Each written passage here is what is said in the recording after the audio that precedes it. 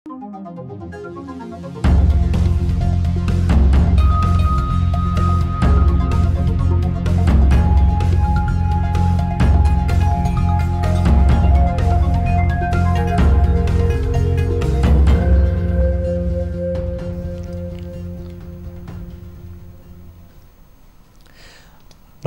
यो हो news 24 television prime time न्यूजमा स्वागत छ।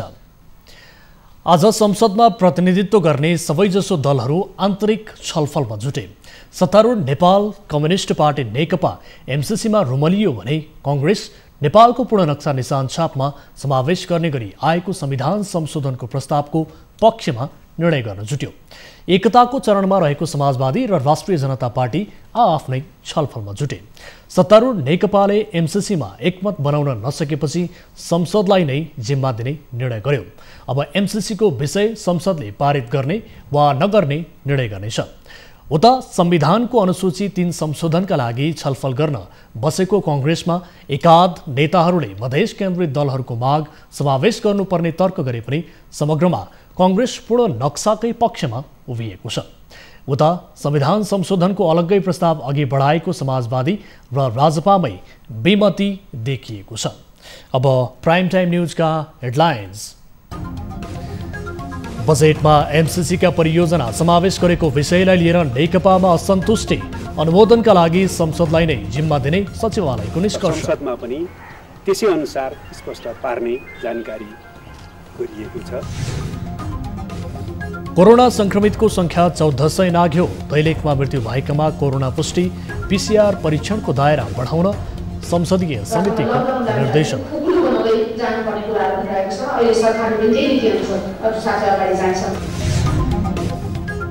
सरकारले दर्ता गरेको संविधान संशोधन विधेयकमा मतदान गर्न कांग्रेसको प्रस्ताव। संसदमै असफल भएको संशोधन प्रस्ताव बेउत्याउँदै राजपा। आक्रोशित जनता राष्ट्रिय एकताको पक्षमा जाँदैन।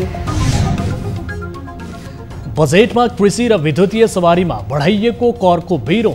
आन्तरिक उत्पादन खपत गर्ने वस्तुमा कर लगाउनु गलत भएको विज्ञको टिप्पणी। र जसले तिरिरहेको छ त्यसलाई बोझ थप्ने भन्दा पनि नतिरेकोलाई करको दायरामा ल्याउने। र भारतमा एकै दिन थपिए झण्डै 8000 संक्रमित। WHO सँग अमेरिकाले तोड्यो हालसम्मको सबै सम्बन्ध।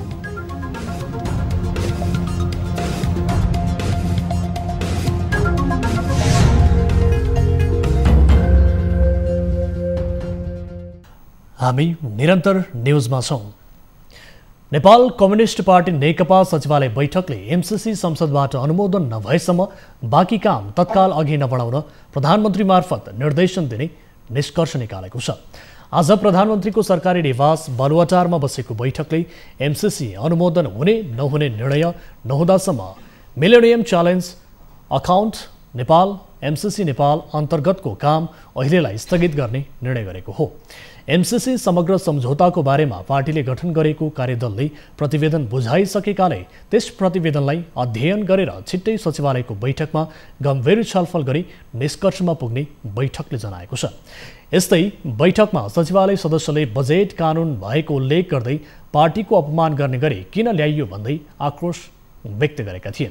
बैठकमा अर्थमन्त्री युवराज खतिवड़ाले प्रधानमन्त्रीले नै नीति तथा कार्यक्रममा एमसीसी संसदको अङ्ग बनेको भन्दै सम्बोधन गरेकाले बजेटमा पनि उल्लेख गरिएको जानकारी गराउनु भएको थियो। एमसीसी बारे छिनोफानो नभए पनि बजेट संसदीय प्रक्रिया अनुसार अनुमोदन हुने भन्दै एमसीसीका विषय पनि संसदमा नै विचाराधीन रहेकाले अनुमोदन हुने वा नहुने संसदले नै फैसला गर्ने प्रवक्ता नारायण काजी श्रेष्ठले जानकारी दिनुभयो। संसदबाट अनुमोदन भएको खण्डमा त्यसअनुसार हुने र यदि संसदले त्यसअनुसार अनुमोदन गरिएन भने सरकारले आवश्यक वैकल्पिक व्यवस्थाबारेमा सोचेर अगाडि बढ्ने कुरा नै अर्थमन्त्रीले पनि त्यस विषयमा स्पष्ट पार्नु भएको छ र संसदमा पनि त्यसै अनुसार स्पष्ट पार्ने जानकारी गरिएको छ। बैठकमा सचिवालयका 9 सदस्य सहित परराष्ट्र मन्त्री प्रदीप गेवाली, अर्थमन्त्री डाक्टर युवराज खतिवडा र स्थायी कमिटी सदस्य भीम रावल समेत सहभागी थिए। यसअगाडि नेकपाको केन्द्रीय समिति बैठकमा एमसीसी बारे चर्को विरोध भएपछि एमसीसी बारे अध्ययन गर्न कार्यदल गठन गरिएको थियो। नेपालमा कोरोना भाइरसबाट संक्रमित हुनेको संख्या 1401 पुगेको छ। आज एकै दिन 189 जनामा संक्रमण पुष्टि भएसँगै संख्या 1400 नागेको हो। स्वास्थ्य तथा जनसङ्ख्या मन्त्रालयका अनुसार हालसम्म प्रदेश नम्बर 1 का 9 जिल्लामा गरी 160 जना संक्रमित छन् भने प्रदेश नम्बर 2 का 8 जिल्लामा 547 संक्रमित छन्। यस्तै बागमती प्रदेशका 12 जिल्लामा गरी 45 जना, गण्डकी प्रदेशका 5 जिल्लामा 20 जना संक्रमित छन्। मन्त्रालयका अनुसार प्रदेश 5 मा 548, कर्णाली प्रदेशमा 61 र सुदूरपश्चिम प्रदेशमा 21 जना संक्रमित छन्। यस्तै पीसीआर विधिबाट 66,729 र आरबीटी विधिबाट 1,07,055 जनाको नमुना परीक्षण गरिएको छ। पछिल्लो 24 घण्टामा पीसीआर विधिबाट 2,575 र आरबीटी विधिबाट 1,577 जनाको नमुना परीक्षण गरिएको छ। मन्त्रालयका अनुसार अहिलेसम्म 1,176 जना आइसोलेसनमा छन्। आज मात्र 13 जना डिस्चार्ज भएसँगै कोरोना जित्नेको संख्या 219 पुगेको छ। यस्तै दैलेखको दुल्लु नगरपालिका स्थित नेपाल विद्युत प्राधिकरणको क्वारेन्टिनमा आज मृत्यु भएका 35 वर्षीय पुरुषमा कोरोना पुष्टि भएको छ। स्वाबको रिपोर्ट पोजिटिभ आएको कर्णाली प्रदेशका सामाजिक विकास मन्त्री दल रावलले बताउनुभयो। ती व्यक्तिमा कोरोना पुष्टिसँगै नेपालमा कोरोनाबाट मृत्यु हुनेको संख्या 7 पुगेको छ। यता संसदीय समितिले कोरोना भाइरसको परीक्षणका लागि तत्काल आर्थिक प्याकेज ल्याउन सरकारलाई निर्देशन दिएको छ। आज सिंहदरबारमा बसेको अन्तर्राष्ट्रिय सम्बन्ध समितिले कोरोनाको स्थिति भयावह हुन सक्ने भएकाले पीसीआर परीक्षणको दायरा संख्या बढाउन आर्थिक प्याकेज घोषणा गर्न सरकारलाई निर्देश गरेको हो। समितिले परीक्षणको दर नबढाउँदा स्थिति भयावह हुन सक्ने निष्कर्ष समेत निकालेको छ। यस्तै परीक्षणका लागि प्रयोग हुँदै आएको आरबीटी विधिबाट प्रभावकारी नदेखिएकाले पीसीआर विधिको दायरा बढाउन समेत स्वास्थ्य तथा जनसङ्ख्या मन्त्रालयलाई भनेको छ। यसैगरी समितिले कोरोना संक्रमितलाई राख्ने क्वारेन्टिनलाई अझै व्यवस्थित र प्रभावकारी गर्न पनि भनेको छ। यस्तै लकडाउनको समेत मोडालिटी परिवर्तन गर्न सरकारलाई सुझाव दिएको छ। सरकारको भनाइअनुसार यो रोग तुरुन्त न्यूनतम हुन सक्दैन, यो लामो समयसम्म चाहिँ चल्न सक्छ भन्ने किसिमको कुराहरू पनि आइरहेको छ। यो सन्दर्भमा हामीले वास्तवमा लकडाउनलाई पनि अलिकति खुकुलो बनाउँदै जानुपर्ने कुराहरू पनि रहेको छ। अहिले सरकारले पनि त्यही नीतिअनुसार साथै अगाडि जान्छ होला भन्ने हामीलाई लागेको छ। बैठकमा सीमा क्षेत्रमा अल्पत्र परेका नेपाली नागरिकका सम्बन्धमा स्वास्थ्य तथा जनसङ्ख्या मन्त्रालयसँग छलफल भएको र छलफलपछि 2 बुँदे सुझाव तथा निर्देशन दिइएको समिति सचिवालयले जनाएको छ। झापाको कचन कवलबाट उपचारका लागि लगिएका 27 कोरोना संक्रमितको उपचारमा खटिएको बीपी स्वास्थ्य विज्ञान प्रतिष्ठानले भर्ना लिन मानेन। रातभर संक्रमित आइसोलेसनको बाहिर नै चौरमा रहेको बसभित्र बस्न बाध्य भए। रातभर बाहिर बसेका उनीहरूलाई आज बिहान सामाजिक विकास मन्त्री जीवन घिमिरे पुगेपछि मात्रै भर्ना गरियो। एक रिपोर्ट। जेठ 4 गते नरेनापुर स्थित क्वारेन्टिनमा बसेका युवकको समयमा उपचार नपाएर मृत्यु भयो। समयमा उद्धार नहुँदा केही दिन अघि मात्रै सीमामा नेपालीले ज्यान गुमाए। उनीमा पनि कोरोना भाइरस संक्रमण देखिएको थियो। यस्तै मुलुकभरका विभिन्न क्वारेन्टिनमा समयमा उपचार नपाउनेको गुनासो लामै छ। कतै अस्पतालमा पूर्वाधार र चिकित्सक अभाव हुँदा समयमा उपचार नहुनु विडम्बना छ भने कतै अस्पतालमा शय्या चिकित्सक हुँदा पनि संक्रमितको उपचारमा आनाकानी हुन्छ। शुक्रबार धरान स्थित बीपी स्वास्थ्य विज्ञान प्रतिष्ठानमा झापाबाट उपचारका लागि ल्याइएका 27 कोरोना संक्रमितलाई उपचारबाट वञ्चित गरियो। अस्पतालले आइसोलेसन वार्ड नभएको भन्दै रातभर उनीहरूलाई प्रतिष्ठानको चौरमा राखेको थियो। प्रतिष्ठान प्रशासनले समन्वय नै नभएको भन्दै संक्रमितलाई शनिबार बिहानसम्म अस्पतालको गेटमै राखेका थिए। रातभर उनीहरूलाई अस्पतालको शौचालय पनि प्रयोग गर्न नदिई आइसोलेसन वार्ड बाहिरै खुला चौरमा शौच गर्न भनिएको थियो।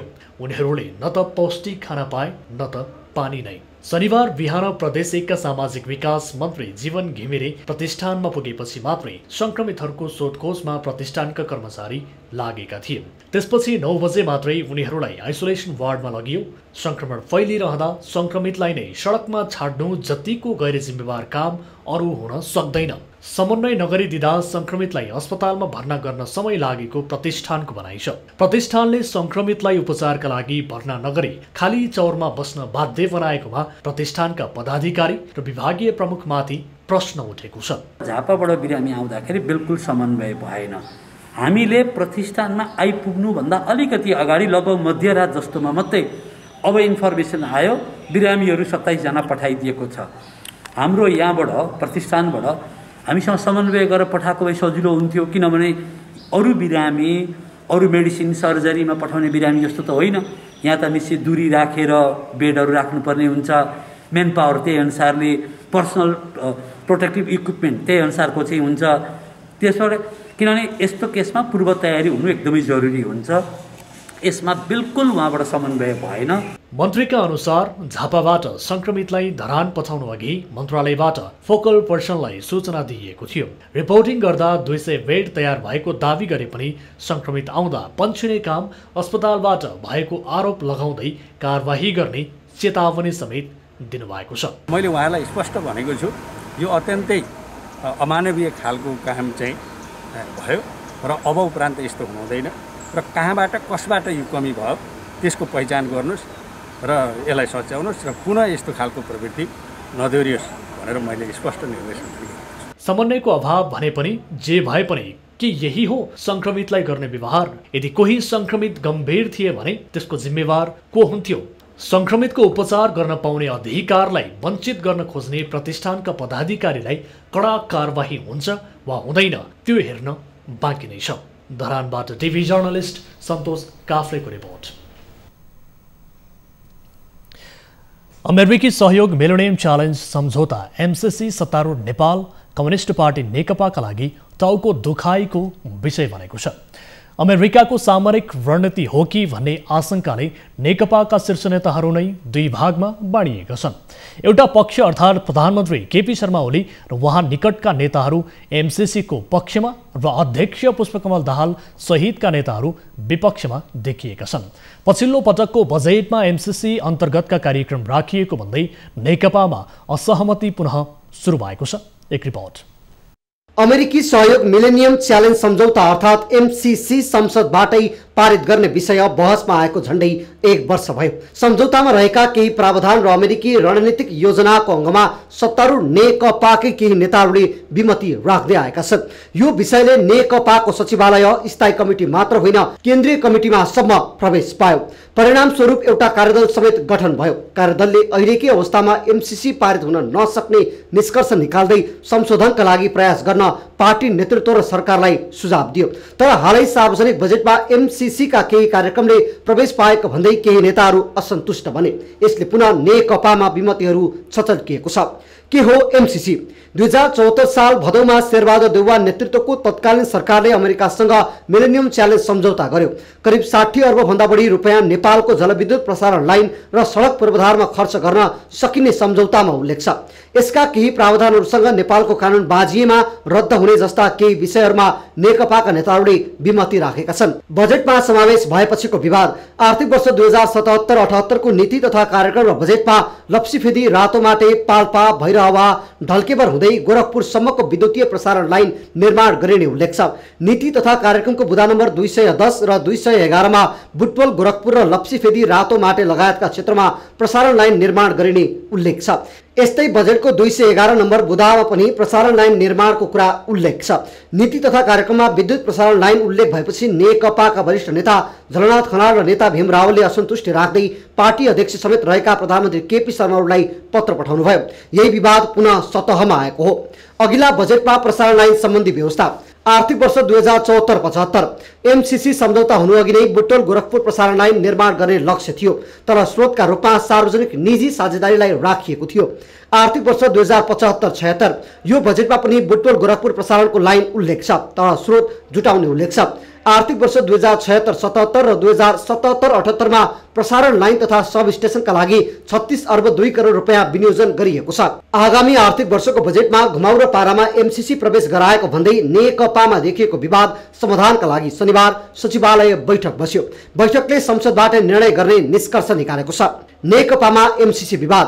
सत्तारूढ नेकपामा अध्यक्ष समेत रहनुभएका प्रधानमन्त्री ओली पारित गर्नुपर्ने पक्षमा हुनुहुन्छ भने विपक्षमा अर्का अध्यक्ष पुष्पकमल दाहाल, नेताहरू माधव नेपाल, खनाल अर्कातिर हुनुहुन्छ। एमसीसी विवाद समाधान गर्नु नेकपाले वरिष्ठ नेता खनालको संयोजकत्वमा माघ 19 गते कार्यदल गठन गरेको थियो। यो कार्यदलले फागुन 9 मा अध्ययन प्रतिवेदन दुवै अध्यक्षलाई बुझाएको थियो। अध्ययन कार्यदलले एमसीसी यथास्थितिमा अनुमोदन गर्न नहुने सुझाव दिएको छ। कार्यदलले 16 बुँदामा दिएको सुझावमा सदस्य तथा परराष्ट्र मन्त्री प्रदीप गिमालीको 15 बुँदाको फरक मत छ। झापाको काकड भिटा स्थित मेची पुलसम्म आएका नेपालीलाई आरबीटी पीसीआर स्वास्थ्य परीक्षणसम्म नगरी क्वारेन्टिन र होल्डिङ एरियामा राखिएको छ।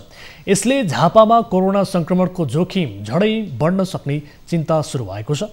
एक रिपोर्ट। झापाको काकड भिट्टा सिमराका हुँदै दैनिक सयौं नेपालीहरू स्वदेश फर्कन थालेका छन्, तर उनीहरूको स्वास्थ्य परीक्षणमा हेलचक्राइ भएको पाइएको छ। काकड भिट्टा सीमा जोडिएको मेचीनगर नगरपालिकाले भने स्वास्थ्य सामग्री अभावका कारण परीक्षण गर्न नसकिएको बताएको छ। सबै जवाबदेही र सबै चाहिँ जिम्मेवारी हामी मात्र लिन सक्दैनौँ। त्यसकारणले यो भाषण होइन, यता अर्थमा सम्बन्धित निकायसँग समन्वय गर्नु पर्यो र कसरी काम गर्नु पर्यो निर्देशनको भरले मात्रै चाहिँ यो फेलियर भइरहेको छ।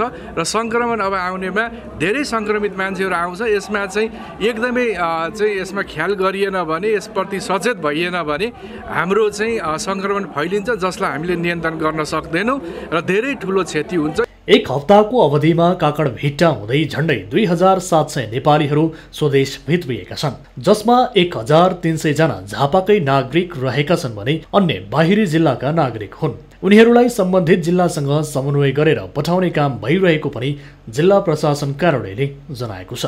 हामीले आफ्नो घर ठेगानामा पठाउने सन्दर्भमा सम्भव भएसम्म स्वास्थ्य परीक्षण गरेर नै पठाएका छौँ र अहिले हामीलाई स्वास्थ्य परीक्षण गराएर आफ्नो घर ठेगाना पठाउनको लागि आरडीटी र पीसीआरका सामग्रीहरूको अभाव छ। काकड भिट्टा बाहेक झापाकै भद्रपुर, केचना, गौरीगञ्ज लगायतका स्थानबाट समेत लुकी छिपी नेपाल प्रवेश गर्नेको संख्या पनि बढेको छ।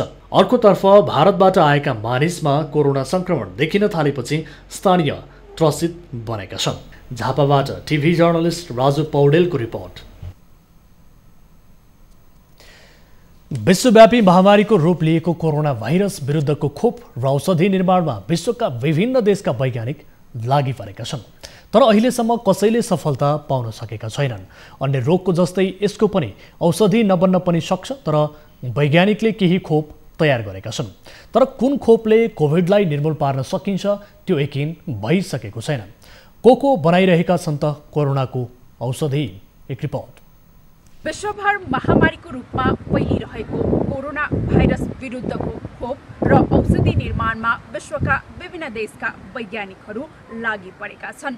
कोरोना संक्रमणका कारण अहिलेसम्म विश्वभर 3,60,000 भन्दा बढीको मृत्यु भइसकेको र 60 लाख भन्दा बढी संक्रमित भइसकेको अवस्थामा हालसम्म 100 भन्दा बढी कोरोना भाइरस विरुद्धका खोपहरू परीक्षणका क्रममा छन्। गावी भ्याक्सिनले केही महिनामा नै कोरोना भाइरस विरुद्धको खोपहरू उपलब्ध हुने बताएको छ। साथै गावीले विश्व स्वास्थ्य संगठनलाई खोपको प्रयोग र वितरण सम्बन्धी स्पष्ट गाइडलाइन बनाउन आग्रह समेत गरेका छन्, ताकि आवश्यक व्यक्तिसम्म छिटो पुर्याउन सकियोस्। त्यस्तै अमेरिकन बायोटेक कम्पनी मोडर्नाको खोप कोरोना विरुद्ध मानवमा परीक्षण गरिएको पहिलो खोप हो, जसले 2 महिना अघि नै 45 जनामा परीक्षण गरिएको थियो। उक्त खोप सुरक्षित हुनुका साथै प्रभावकारी भएको कम्पनीको दाबी छ। त्यसैगरी फाइजर नामक कम्पनीले निर्माण गरेको RNA खोप अमेरिकामा पहिलो र दोस्रो फेजको ट्रायलका लागि 360 स्वयंसेवकहरूका लागि पठाइएको थियो। यदि सो खोप सुरक्षित र लाभदायक रहेमा यही वर्षको अन्त्यसम्म अमेरिकामा खोप वितरण गर्ने कम्पनीले जनाएको छ। त्यस्तै अक्सफोर्ड विश्वविद्यालयले पनि पहिलो चरणमै 1000 जनामा परीक्षण गरेको थियो भने दोस्रो चरणको परीक्षणका लागि बेलायतका 10,000 भन्दा बढीलाई आह्वान समेत गरेको छ। विश्वभर तीव्र गतिले संक्रमण बढिरहेको यो समयमा कोरोना विरुद्धको खोप निर्माणमा लागि परेका सबैले सहकार्य गरी अघि बढेमा छिटो सफलता हात पार्ने सम्भावना देखिन्छ। जसमध्ये 1 दर्जन भन्दा बढी खोपहरू मानिसमा परीक्षण गरिएका छन्, तर पनि कुन खोप सबैभन्दा बढी प्रभावकारी छ जसले कोरोना निर्मूल पार्न सकिन्छ त्यो यकिन भइसकेको छैन। बेलायत र चीनका वैज्ञानिकहरूले कोरोना विरुद्धको खोप परीक्षण पहिलो चरणमा सफल भएको दावी गरेका छन् भने अन्य पनि ट्रायलको चरणमा छन्। नेपाली कांग्रेसले संविधान अनुसूची 3 लाई संशोधन गर्न बनेको विधेयकको पक्षमा मतदान गर्ने भएको छ। आज बसेको केन्द्रीय समिति बैठकले संविधानको अनुसूची 3 मा नेपालको निशान छापमा हालै जारी भएको पूर्ण नक्सा समावेश गर्ने संशोधनको प्रस्तावको पक्षमा जाने निर्णय गरेको हो।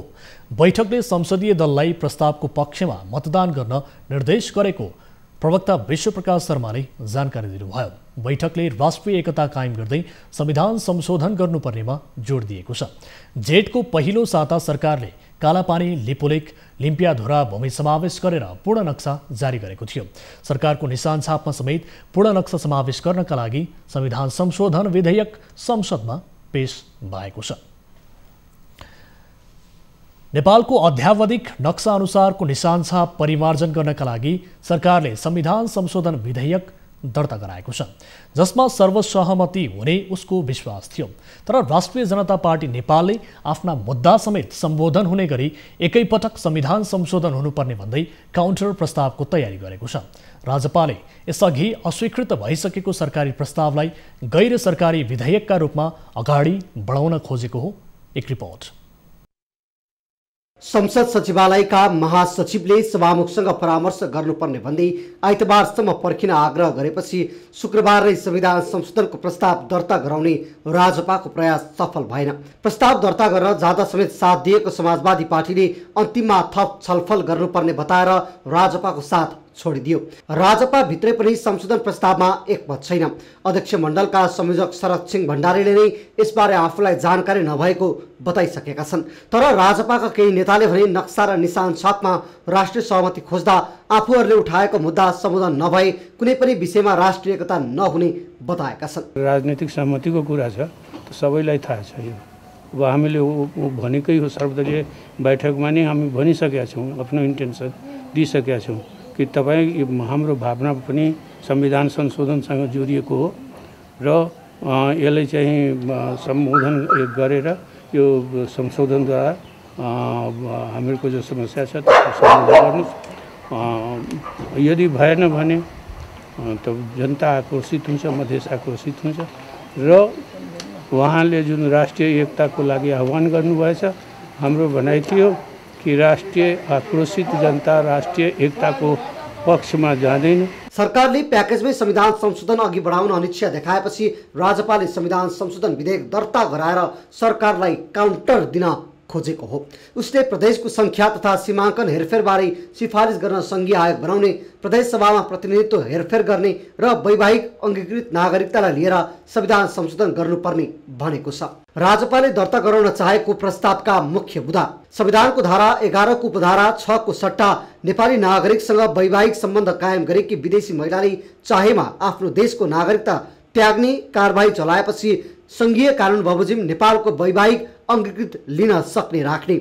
संविधानको धारा 86 को धारा 2 को खण्ड क मा प्रदेश सभाका सदस्य रहेको निर्वाचन मण्डलद्वारा प्रत्येक प्रदेशबाट कम्तीमा 1 जना महिला, 1 जना दलित र 1 जना अपाङ्गता भएका व्यक्ति वा अल्पसंख्यक सहित 3 जनाका दरले 21 जना प्रत्येक प्रदेशको जनसङ्ख्याको अनुपातमा संघीय कानुन बमोजिम निर्वाचन हुने 35 जना गरी 56 जना, तर प्रदेशबाट 35 जना सदस्य निर्वाचन गर्दा सम्बन्धित प्रदेशको जनसङ्ख्याको अनुपातमा कम्तीमा 14 जना महिला समेतको प्रतिनिधित्व हुने गरी निर्वाचित गरिनेछ भनी उल्लेख गर्ने। संविधानको धारा 274 को 1 उपधारा 4 पेश भएको विधेयक देहायको विषयसँग सम्बन्धित भएमा सम्बन्धित सदनको सभामुख वा अध्यक्षले त्यस्तो विधेयक सदनमा पेश भएको 30 दिनभित्र सहमतिका लागि प्रदेशको सिमाना परिवर्तनको विषय भए त्यसरी सिमाना परिवर्तन हुने सम्बन्धित सबै प्रदेशको प्रदेश सभामा पठाउनु पर्नेछ भनी उल्लेख गर्ने। धारा 274 कै उपधारा 5 मा रहेका संघीय संसदमा भन्ने शब्दको सट्टा संघीय संसदमा सम्बन्धित सदनमा भन्ने शब्दहरू राखिनु पर्ने। उपधारा 7 मा रहेको अवधिभित्र भन्ने शब्दपछि उपधारा 4 को खण्ड क बमोजिमको विषयमा सम्बन्धित कुनै एक प्रदेश सभा र खण्ड ख बमोजिमको विषयमा भन्ने शब्दहरू संशोधन गर्ने। संविधानको धारा 287 को उपधारा 6 को खण्ड क पछि धारा 6 बमोजिमको नेपालमा बोलिने सबै मातृभाषाहरूको सूची तयार गरी नेपाल सरकार समक्ष सिफारिस गर्ने थप्न भनिएको छ। संविधानको धारा 278 क थप संविधानको धारा 287 पछि संघीय आयोगको गठन, प्रदेशको संख्या तथा सीमाङ्कन हेरफेर सम्बन्धी विषयमा सिफारिस गर्न नेपाल सरकारले एक संघीय आयोग गठन गर्न सक्नेछ भनी थप्ने। नेपाली कांग्रेस र तत्कालीन माओवादी केन्द्रले मतदान गरिसकेको संविधान संशोधन प्रस्ताव राजपाले हुबहु अघि सारेको हो। राजपाका नेता एकपटक मतदान नै भएको प्रस्तावमा प्याकेजमै सहमति खोज्न सजिलै हुने भएकाले त्यसलाई बिउतान खोजेको बताउँछ। बस हामीले त्यही कुरा ल्याएको हो जो कांग्रेस और एमालेको सरकारको समयमा मधेसको लागि संविधान संशोधन भएको थियो र त्यसबेला एमालेले भोट नदिँदा समर्थन नगर्दा त्यो असफल भएको थियो। हामी त्यसैलाई चाहिँ पुनः चाहिँ दर्ता गराउनको लागि आएको हो।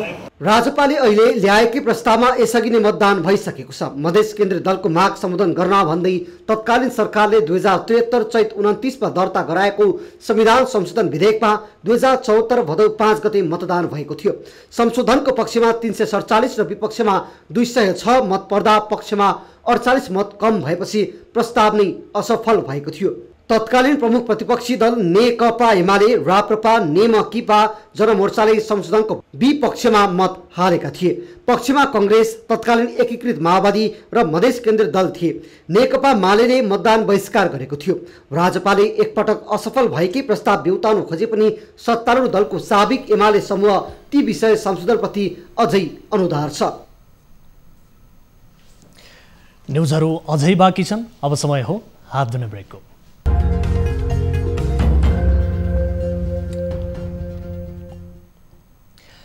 हामी निरन्तर न्युजमा छौं।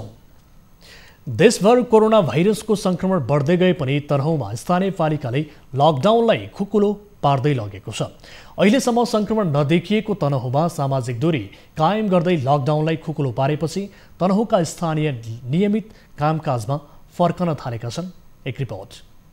विश्वभरि महामारीको रूपमा फैलिएको कोरोना भाइरस कोभिड-19 विरुद्ध सरकारले अहिले लकडाउन गरेको छ। सहज वातावरण कहिले होला र लकडाउन कहिले खुला भन्ने यकिन गर्न सकिएको छैन। तर तनहुँले भने लकडाउनलाई खुकुलो पार्दै गइरहेको छ। अत्यावश्यक सामग्री खरिदको लागि भनेर पसलहरू हप्तामा 4 दिन खोल्नका लागि अनुमति दियो। तर अत्यावश्यक बाहेकका अन्य अत्यावश्यकमा नपर्ने पसल व्यवसायहरू पनि खोल्न थालिएको छ, जस कारणले कोरोनाको जोखिम एकदमै बढ्दै रहेको छ।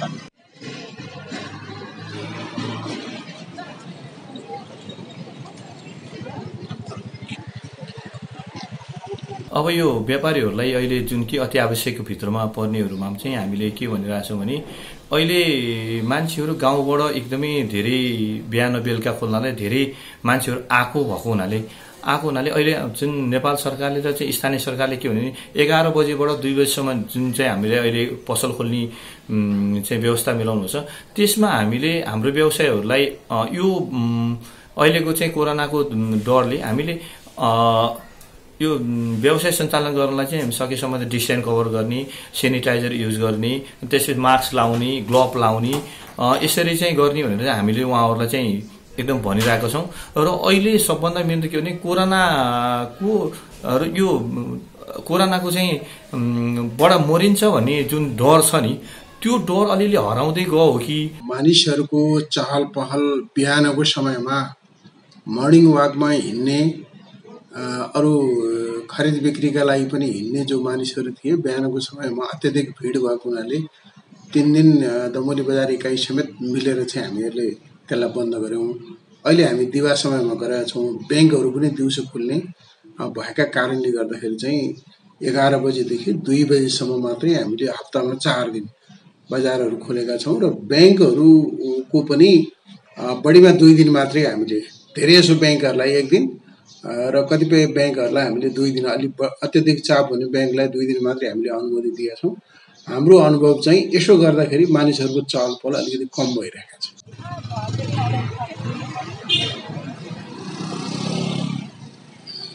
कोरोना भाइरस विरुद्ध सबैले आफ्नो ठाउँबाट उच्च रूपमा सतर्कता अपनाउन अति आवश्यक देखिन्छ।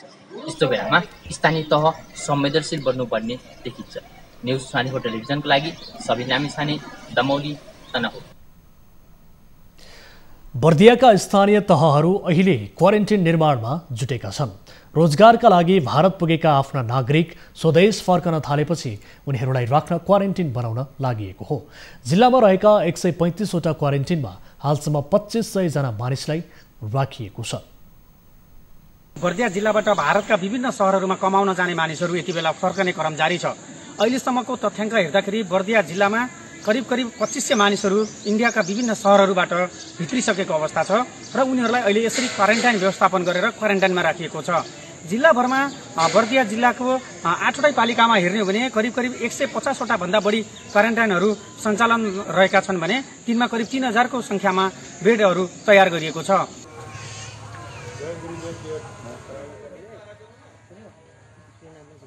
इन्डियाबाट आएका व्यक्तिहरूमा कोरोना पोजिटिभ देखिएको हुँदाखेरि उहाँहरूलाई अलग्गै व्यवस्थापन गरेर यहाँ चाहिँ क्वारेन्टाइन सञ्चालन गरिएको छ।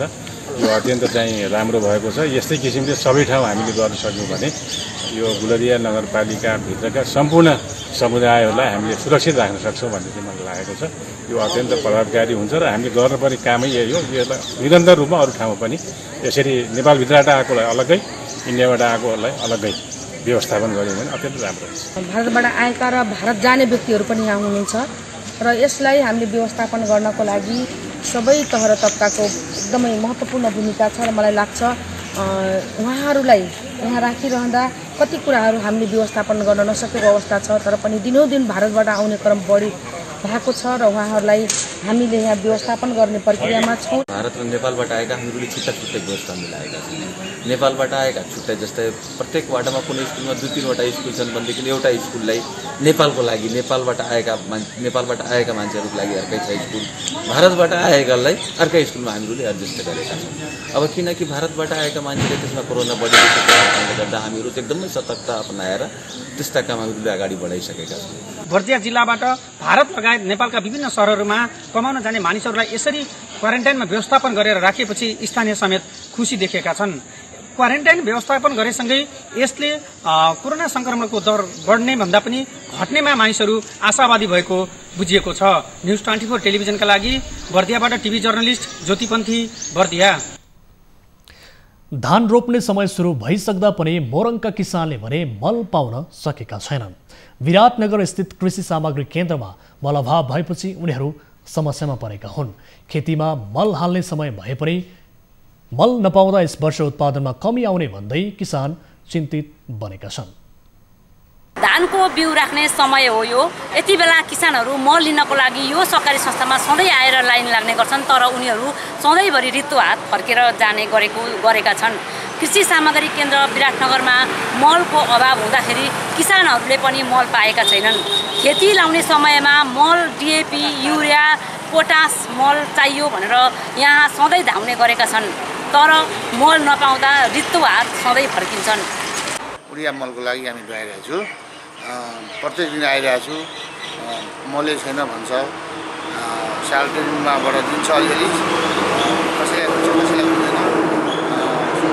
साझाले छैन मल भन्छ छैन। यत्रो लाइन बिहान 5 बजे आएर 1-150 जनता थियो, अहिले गइहाल्यो किसानहरूले भन्ने मात्रै हो, दिने बेला छैन। कमसेकम सरकारले त्यति कमसेकम युरिया र डिएपी किसानलाई सुविधा त दिनु पर्यो नि, अरू जेसुकै होस्। मुरी खटेर उद्योग गर्छ, उपलब्ध गर्छ, केही पाउँदैन। धानको बिउ राख्ने समयमा मल लिनलाई आएका किसानहरू रित्तै फर्किन बाध्य छन्। उनीहरू दिनौँ यो सहकारी संस्थामा धाउँछन्, तर उनीहरूले मल पाएका छैनन्। युरिया लिन आएको, युरिया अहिले थिएन, पछि आउँछ। औधी चाहिँ झारमा 5 बजेदेखि बसिरहेको छु, अहिलेसम्म भीमपुरबाट आएको।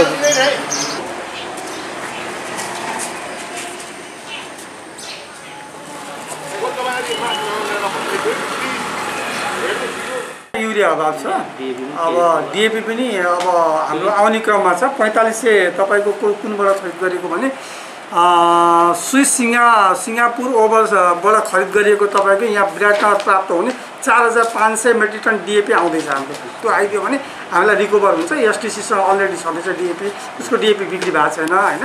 अब त्यति भइदियो भने करिब फुलफिल हुन आउँछ। अब युरिया चाहिँ हामीसँग अभाव छ। अहिले युरिया चाहिँ अब भर्खरै भएको हुनाले अहिले युरिया चाहिँ हामी केही पनि भन्न सक्दैनौँ। केन्द्रीय कार्यालयले सम्पर्क राख्नुपर्ने हुन्छ। यो बर्खाको समयमा खेती लाउनको लागि सरकारले किसानहरूको मार्का बुझिदिनु पर्ने उनीहरूले गुनासो गरेका छन्। न्युज 24 टेलिभिजनको लागि तारा आचार्य, विराटनगर। न्युजहरू अझै बाँकी छन्, अब समय हो हात धुने ब्रेकको।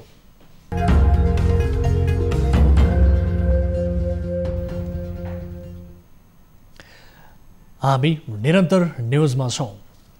सरकारले बजेट मार्फत कृषिमा प्रयोग हुने वस्तु बिउ बिजन र विद्युतीय सवारी साधनमा बढाएको भन्सार दर प्रति विरोध सुरु भएको छ। आन्तरिक उत्पादनलाई राजस्वको मुख्य आधार बनाउँदै लाने सरकारी नीति भए पनि उल्टै सरकारले आन्तरिक उत्पादन खपत गर्ने वस्तुमा कर लगाउनु व्यवहारत गलत भएको टिप्पणी गर्न थालिएको छ। एक रिपोर्ट। आर्थिक वर्ष 2077-78 को बजेट मार्फत सरकारले विद्युतीय सवारी साधनमा भन्सार दर 80% पुर्याएको छ। यसअघि विद्युतीय सवारीमा 10% मात्रै भन्सार शुल्क लाग्ने गर्थ्यो। विद्युतीय सवारीको भन्सार दर बढाए पनि विद्युतीय सवारी साधन बिक्री भएपछि आधा भन्सार महसुल फिर्ता हुने बजेटमा उल्लेख छ। यसअघि विद्युतीय सवारी खरिद गर्दा मूल्य अभिवृद्धि कर सहित 23% कर तिर्नु पर्थ्यो। एकातिर सरकारले विद्युत खपत बढाउने र वातावरणीय हिसाबले विद्युतीय सवारी साधनलाई प्रोत्साहन गर्ने भने पनि अर्कातिर त्यही सवारीमा वात्तै कर बढाउनुले सरकारको बजेट विरोधाभासपूर्ण भएको कर विज्ञहरूको ठहर छ। हामीले भन्सार चाहिँ लगाइदियो, तेल त्यो खुला सिमानाबाट अनधिकृत तवरबाट आउने कुरामा हामी रोक्छौँ कि रोक्दैनौँ, कति रोक्न सक्छौँ भन्ने कुरा हेर्नुपर्ने हुन्छ। अब जहाँसम्म विद्युतीय गाडीमा चाहिँ कर लगाउने कुरा चाहिँ नगरेको भए हुन्छ सरकारले। त्यस्तै बजेट मार्फत कृषि क्षेत्रमा अनुदान बापत 11 अर्ब रुपैयाँ बजेट विनियोजन गरेको छ। तर कृषिमा प्रयोग हुने रासायनिक मल बिउ बिजनमा भन्सार दर बढाइएको छ। कर वृद्धिबारे अर्थमन्त्री डाक्टर युवराज खतिवडाले विद्युतीय गाडीलाई जसरी प्रोत्साहन गरिएको थियो त्यो अनुरूप नतिजा नआएकाले कर बढाउनु परेको प्रष्टीकरण दिएका छन्। अहिले हामीले जहाँ जहाँ कर चुहावट भएको छ त्यसलाई थप व्यवस्थित गरेर राजस्व उठाउने र जसले तिरिरहेको छ त्यसलाई बोझ थप्ने भन्दा पनि नतिरेकोलाई करको दायरामा ल्याउने त्यसरी राजस्व प्रणाली गर्न खोजेका छौँ।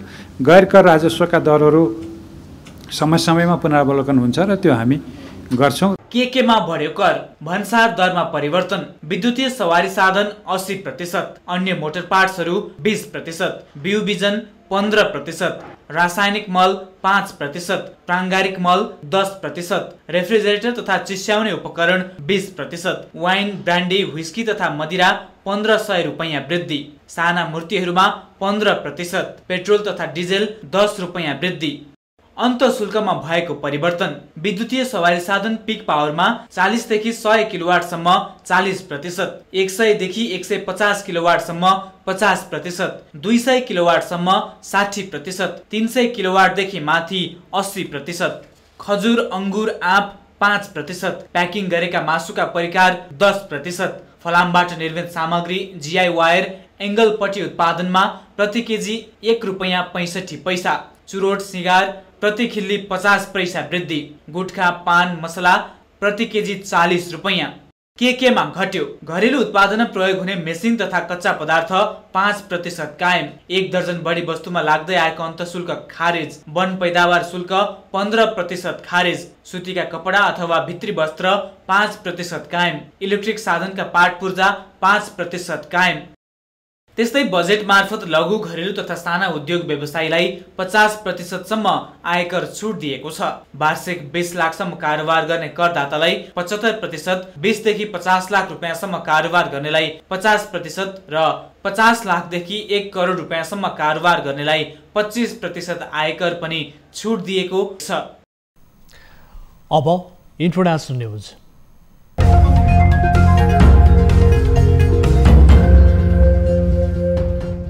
भारतमा कोरोना भाइरसका कारण पछिल्लो 24 घण्टामा अहिलेसम्मकै धेरै संक्रमित भएका छन्। स्वास्थ्य अधिकारीहरूले दिएको जानकारी अनुसार पछिल्लो 24 घण्टामा देशभरि गरेर कुल 7,964 जनामा संक्रमण भएको हो। थपिएका यी संक्रमितसँगै भारतमा अहिलेसम्म कुल संक्रमितको संख्या 1,73,763 पुगेको केन्द्रीय स्वास्थ्य तथा परिवार कल्याण मन्त्रालयले जनाएको छ। मन्त्रालयले पछिल्लो 24 घण्टामा कोरोना भाइरसका कारण अरू 265 जनाको मृत्यु भएको पनि जानकारी दिएको छ। यो सँगै कुल मृतकको संख्या 4,971 पुगेको छ। पछिल्लो विवरण अनुसार देशभरि अहिलेसम्म 86,422 जना संक्रमित अवस्थामै रहेका छन् भने 42,370 जना संक्रमण मुक्त भएका छन्। अमेरिकी राष्ट्रपति डोनाल्ड ट्रम्पले विश्व स्वास्थ्य संगठन WHO सँग अमेरिकाले सबै सम्बन्ध तोडेको घोषणा गरेका छन्। WHO लाई व्यापक सुधार गर्न गरिएको अनुरोधमा खरो उत्रन नसकेको भन्दै ट्रम्पले विश्व स्वास्थ्य संगठनसँगको नाता तोडेका हुन्। कोरोना भाइरस संक्रमण फैलिनबाट रोक्न WHO असफल भएको आरोप लगाउँदै ट्रम्पले यसअघि नै अमेरिकाले दिँदै आएको आर्थिक सहयोग बन्द गराएका थिए। संयुक्त राष्ट्र संघ अन्तर्गतको संस्था WHO लाई अमेरिकाले दिँदै आएको आर्थिक सहयोग अब विश्व पब्लिक हेल्थमा लगाउने पनि ट्रम्पले बताएका छन्। अमेरिका WHO को सबैभन्दा ठूलो दाता हो। अमेरिकाले हरेक वर्ष WHO लाई $45 करोड आर्थिक सहयोग गर्छ। अमेरिकी राष्ट्रपति डोनाल्ड ट्रम्पले गरेको एउटा ट्विट ट्विटरले हाइड गरिदिएको छ। सामाजिक सञ्जालसँग असीमित अधिकार रहेको भन्दै त्यसलाई नियमन गर्न ट्रम्पले आदेश दिएपछि ट्विटरले ट्रम्पको ट्विट नै हाइड गरेको हो। ट्रम्पले गरेको कतिपय ट्विट भ्रामक भएको र त्यसले समाजमा गलत सूचना दिएको भन्दै ट्विटरले ट्रम्पको ट्विटमा फ्याक्ट चेक गरेपछि ट्रम्प ट्विट विरुद्ध आरोप प्रत्यारोपमा उत्रिँदै आएका छन्। ट्रम्पको ट्विटले हिंसालाई प्रशंसा वा गुणगान गरेको र सो आफ्नो नियम विपरीत रहेको भन्दै उनले उक्त ट्विट हाइड गरिदिएको ट्विटरले जनाएको छ।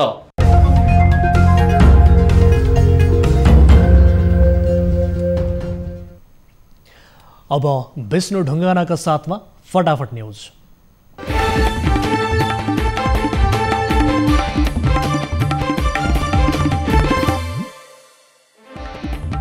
एकै दिन झण्डै 200 को संख्यामा थपिँदा कोरोना संक्रमितको संख्या 1400 नाग्यो। सबैभन्दा धेरै प्रदेश 2 र 5 मा 219 जनालाई निको।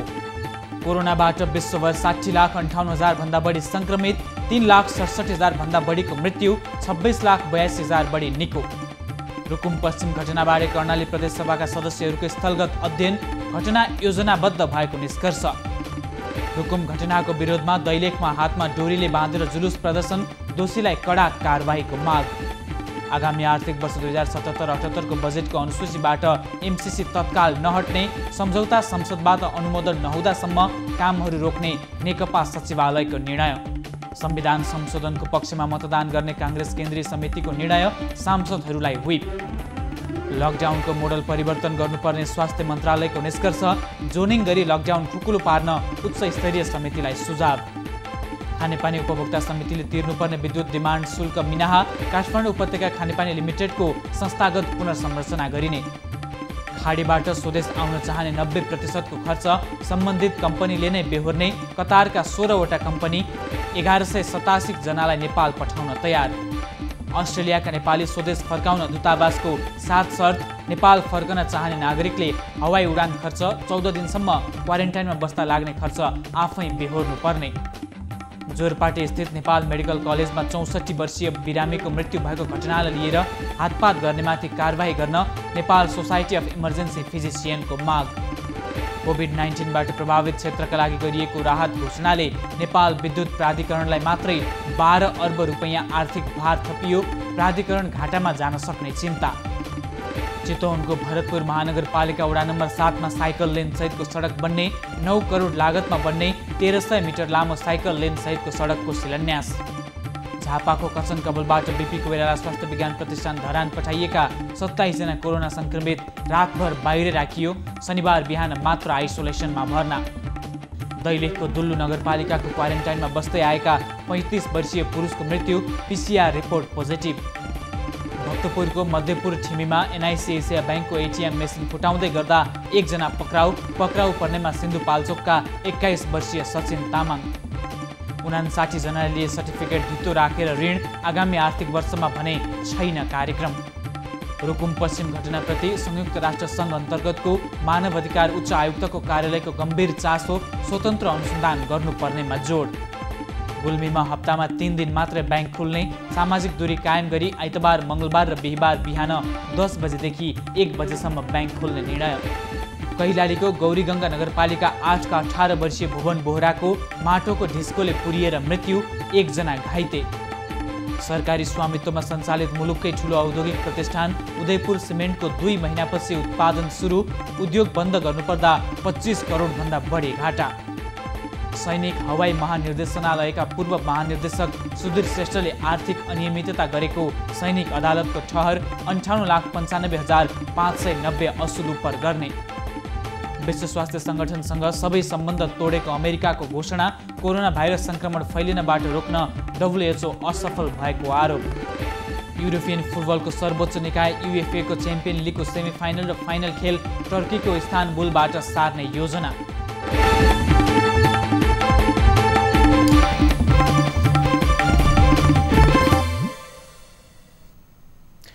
अब एउटा रोचक प्रसङ्ग।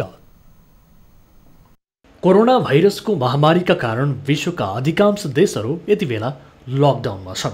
लकडाउनमा मानिसहरू सामाजिक दूरी कायम गरेर बसिरहेका छन्। सामाजिक दूरी कसरी कायम गर्ने भन्ने बारेमा विभिन्न देशहरूले आफ्ना तरिका अपनाइरहेका छन्। यसैबीच जर्मनीको एक रेस्टुरेन्ट, क्याफे एन्ड कन्डिटोरी रोथले पनि अनौठो तरिका अपनाएको छ। यहाँ मानिसहरू सोसल डिस्टेन्सिङको पालना गर्न ह्याट लगाउँछन् र ह्याटमा स्विमिङ पुल नुडल्स लगाइएको छ, जसको सहयोगबाट मानिसहरू एक अर्काभन्दा टाढा बसेका छन्। अब प्राइम टाइम न्युज सक्नु अघि हेडलाइन्स पुनः एकपटक। बजेटमा एमसीसीका परियोजना समावेश गरेको विषयलाई लिएर नेकपामा असन्तुष्टि, अनुमोदनका लागि संसदलाई नै जिम्मा दिने सचिवालयको निष्कर्ष। संसदमा पनि त्यसै अनुसार स्पष्ट पार्ने जानकारी गरिएको छ। नेपालमा कोरोना संक्रमितको संख्या 1400 नाग्यो। दैलेखमा मृत्यु भएकामा कोरोना पुष्टि, पीसीआर परीक्षणको दायरा बढाउन संसदीय समितिको निर्देशन।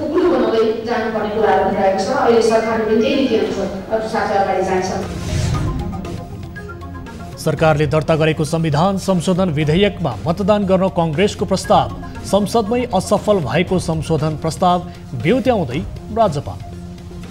आक्रोशित जनता राष्ट्रिय एकताको पक्षमा जाँदैन। बजेटमा कृषि र विद्युतीय सवारीमा बढाइएको करको विरोध, आन्तरिक उत्पादन खपत गर्ने वस्तुमा कर लगाउनु गलत भएको विज्ञको टिप्पणी। र जसले तिरिरहेको छ त्यसलाई बोझ थप्ने भन्दा पनि नतिरेकोलाई करको दायरामा ल्याउने। र भारतमा एकै दिन थपिए झण्डै 8000 संक्रमित। WHO सँग अमेरिकाले तोड्यो हालसम्मको सबै सम्बन्ध।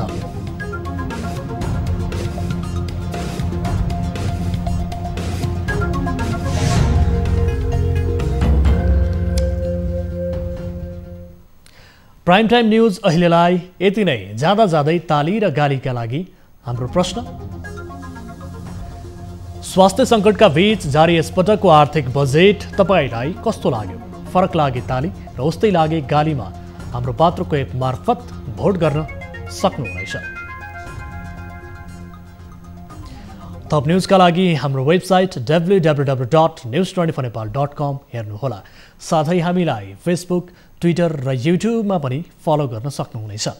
यस्तै मोबाइल, भाइबर र इमेलबाट न्युज 24 को हेल्प डेस्कमा कुनै समस्या र गुनासो छ भने टिपाउन सक्नुहुनेछ। हामी निरन्तर न्युजमा छौँ। नमस्ते।